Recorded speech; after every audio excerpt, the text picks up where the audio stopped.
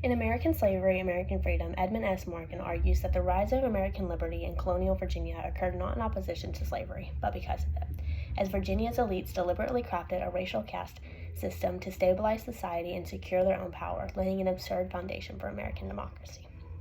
Morgan begins by recounting the early chaos happening in the Jamestown settlement. The English colonists, driven by economic ambition, struggled to survive. Their solution? Tobacco cultivation.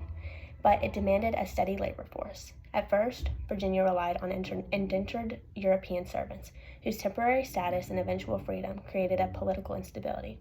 The very imbalance of sex and age that made Virginia servants highly exploitable made them potentially dangerous when freed. Page 539. Many of these freedmen ended up becoming landless and then resentful, eventually fueling uprisings like Bacon's Rebellion in 1676. Bacon's Rebellion, in Morgan's view, marked a major turning point. It exposed the weaknesses of a society built on poor white laborers who, once freed, demanded land, status, and a voice. To prevent future unrest, the ruling planter class changed. They increasingly turned to enslaved Africans for labor, people who by law and race would never gain freedom or claim rights. At the same time, elites offered white colonialists just enough status and legal protection to ensure loyalty. What they wanted was some security that their place in the world would not be undermined by restless roysterers, to whom were obligated to give shelter. Page 664.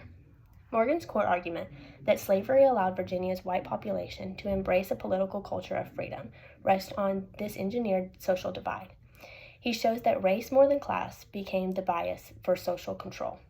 White unity across economic lines offered the illusion of equality, even as it depended on black unfreedom. Morgan writes, England was bringing freedom to the New World, page 36. But he makes it clear that this freedom emerged only for a select race and always alongside enslavement. Rather than accuse the founders and colonial leaders of hypocrisy alone, Morgan probes deeper into the structures they created. His tone remains completely logical and never argumentative. This approach strengthens the book's power. It lets readers confront the full weight of historical complexity without distraction. Though first published in 1975, Morgan's work remains relevant in an age still dealing with systematic racial and inequality. American Slavery, American Freedom reminds readers that these problems trace back to the nation's origins, not as an accident, but as design. Morgan's study offers a necessary historical lens to understand how liberty and slavery grew together, how race replaced class as a political tool, and how American ideas evolved within this contradiction. Thank you. My name is Zoe Huntman from Lamar State College Orange.